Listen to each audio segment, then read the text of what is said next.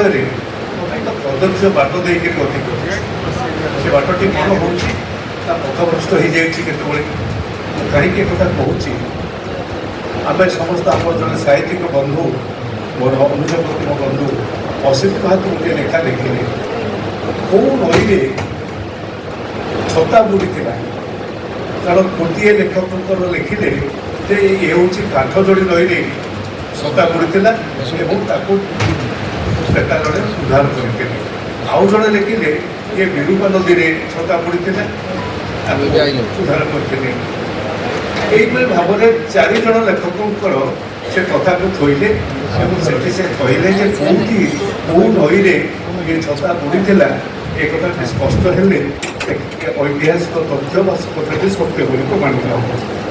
ସେହିପରି ଭାବରେ 17 ମସିହା ହେଉ ବା 19 ମସିହା ହେଉ, ଜଣେ ଜନ୍ମ ହୋଇଥିବା ବ୍ୟକ୍ତି 1921 ମସିହାରେ ମହାତ୍ମା ଗାନ୍ଧୀ ଆସିଲା ବେଳେ ମାଡ଼ ଖାଇଲେ, ତାଙ୍କ ମୁଣ୍ଡରେ ଠେଙ୍ଗା ପଡ଼ିଲା, ରକ୍ତାକ୍ତ ହେଲେ, ଏ କଥା ଦେଖାଗଲା, ଆମେ ପଢ଼ିଲୁ। ତେଣୁ ତାକୁ ମଧ୍ୟ ଜଣେ ସାହିତ୍ୟିକ ସୁନ୍ଦର ଭାବରେ ଲେଖିଲେ ଯେ ଏହା କିପରି ସମ୍ଭବ ହେଲା, ଏହାର ସତ୍ୟାସତ୍ୟ ପରୀକ୍ଷା କରାଯାଉ। ସେଇଥିପାଇଁ ମୁଁ ଏବେ ଦେଖିଲି ଯେ ଆମ ରାଜ୍ୟରେ ସବୁଠାରୁ ବଡ଼ କଥା ହେଉଛି ଦୀର୍ଘ 25 ବର୍ଷ 24 ବର୍ଷ କାଳ ମୁଖ୍ୟମନ୍ତ୍ରୀ ଭାବରେ ଶାସନ ଭାବରେ ରହିଲେ ଆପଣମାନେ ସମସ୍ତେ ସନ୍ଦେହରେ ଥିବେ ଯଦି ଏ ମାନ୍ୟବର ମୁଖ୍ୟମନ୍ତ୍ରୀ କିଏ। କାରଣ ମୋତେ ଅନେକ ବନ୍ଧୁ ଫୋନ୍ କରିଛନ୍ତି ଯେ ଆପଣ କେଉଁ ମୁଖ୍ୟମନ୍ତ୍ରୀଙ୍କ ବିଷୟରେ ଲେଖିଛନ୍ତି, ମାନ୍ୟବର ଲେଖିଛନ୍ତି। ମୁଁ ଲେଖିଛି ଯେ ଯାହାଙ୍କୁ 24 ବର୍ଷ କାଳ ମୁଁ ଶୁଣି ଆସିଲି, ଟିଭି ଖୋଲିଲା ମାତ୍ରକେ ମାନ୍ୟବର ମୁଖ୍ୟମନ୍ତ୍ରୀ ଯାହାଙ୍କୁ ଶୁଣିକିରି ମୁଁ ଅଭ୍ୟସ୍ତ ହୋଇଯାଇଛି, ସେଇ ମାନ୍ୟବରଙ୍କୁ ଏଠି ଉପସ୍ଥାପନ କରିଛି।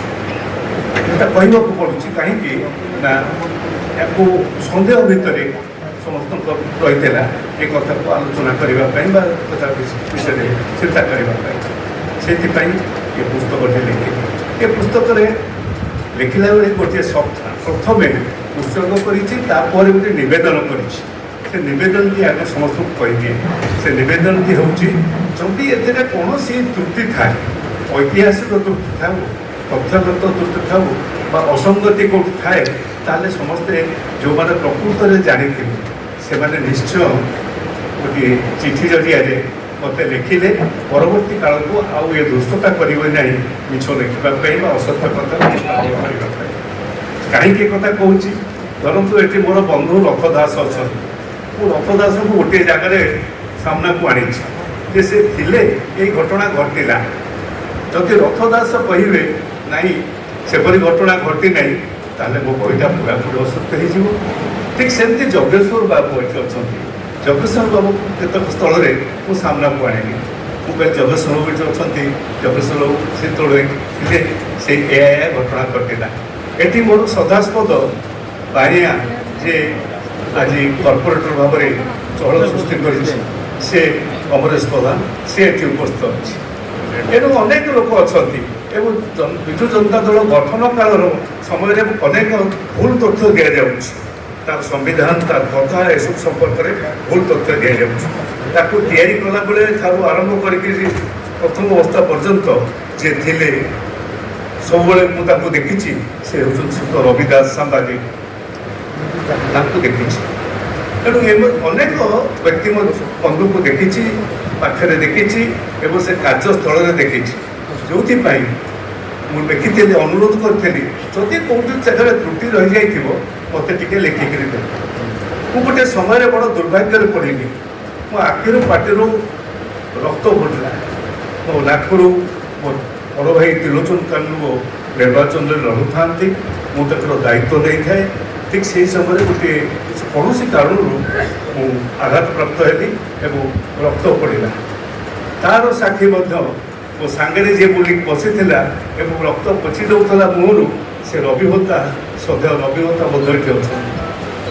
ଯଜ୍ଞେଶ୍ୱର ବାବୁଙ୍କୁ ଟିକେଟ୍ ମିଳିଲା ନାହିଁ। ଟିକେଟ୍ ଜିଦି କରିକି ଛଡ଼େଇକି ନେଲା ପକେଇକି ଯେଉଁ କାର୍ଯ୍ୟକ୍ରମ ଯାହା ଯାହା ରହିଛି ସେ ବହିରେ ସବୁର ସତ୍ୟ ତଥ୍ୟ ଉପସ୍ଥାପନ କରାଯାଇଛି। ଏବଂ ମୁଁ ଆଜି ଦିନରେ ଆପଣମାନଙ୍କ ସମ୍ମୁଖରେ, କାରଣ କହିଲା ବେଳେ ସଭାପତି ଅଧ୍ୟାପକ ବିଶ୍ୱରଞ୍ଜନ ଗୋଟିଏ କଥା କହିଲେ ଯେ ଇତିହାସର ଛାତ୍ର, इतिहास को विकृत इतिहास को खराब बाटरे भूल बाटरे नेले ताहा सबुठार अक्षमणीय अपराध हुए तेणु सेपरी अपराध करने मुझे चाहे ना चाहिए ना जदि आपण मैंने सहयोग देवे जदि मुझे कौन मिछ कथा असत्य कथा ता देहरे थाए कहीं जदि संशोधन करदे ताहले आपण दायित्व मो दायित्व ये इतिहास को रक्षा करने उभयर दायित्व सामान हम एवं आम समस्ते आगामी दिन में ये जाति निकट में आम संबर्धित हवा सम्मानित हवा से दृष्टि मोर बही संपर्क में बही आप पढ़े एवं बही की तर्जमा करेंगे जो 3 जन जाक अच्छा 3 जन जाक कई कम नुहति से बहीर तर्जमा करने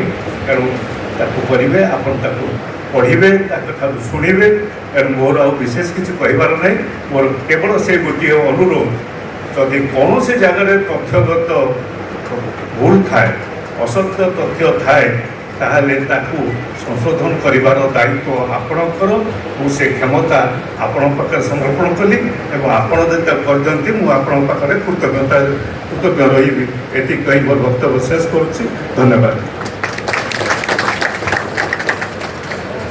धन्यवाद पंचांगु गोटे बड़ कथा कर नवेदन कर लिखिले जे से पुस्तक आरंभ में पाठक मान से नवेदन कर बही किसी भूल भटका असंगति विसंगति थाए आपण मैंने जनइबे से परवर्ती संस्करण संशोधन करें पाठक